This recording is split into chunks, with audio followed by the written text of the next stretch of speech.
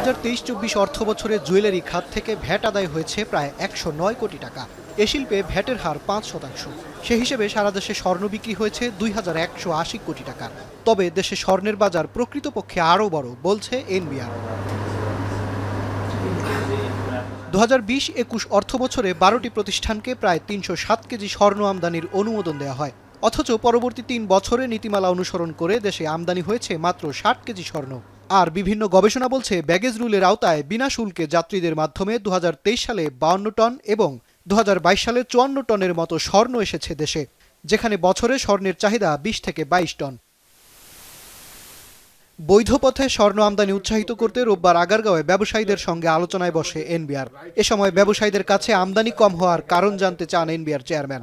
বাজারে প্রচুর স্বর্ণ, আমার বাংলাদেশের এত জুয়েলারি, সেখানে এত স্বর্ণ, রেগুলার স্বর্ণ আসছে, বিক্রি হচ্ছে, কিন্তু আমার আমদানির কোনো রেকর্ড নাই।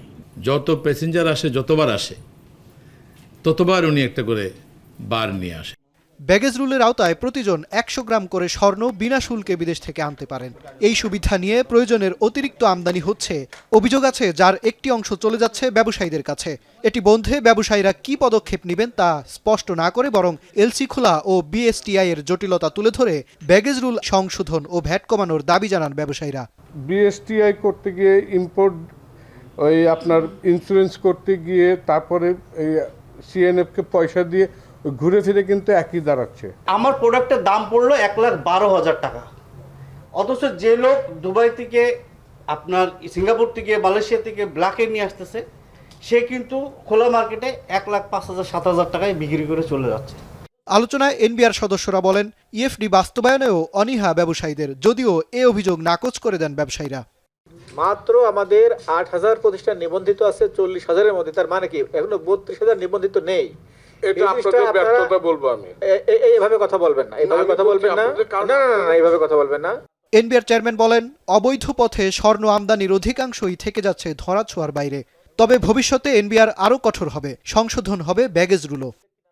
বিমানের মধ্যে, বিমানের পেটের ভিতরে যদি কিছু আসে, তাহলে আমরা কিন্তু খুব সিরিয়াসলি এটাকে দেখতেছি কারা এটার সাথে জড়িত। ব্যাগেজ রুলের একটা সংশোধনের উদ্যোগ আমরা নিয়েছি, একটা আলাপ আলোচনা, একটা কাজ হয়েছে। এই যে আপনি 1 মাসে 7 বার আসলেন, 7 বার নিয়ে আসলেন, এগুলো আর হবে না।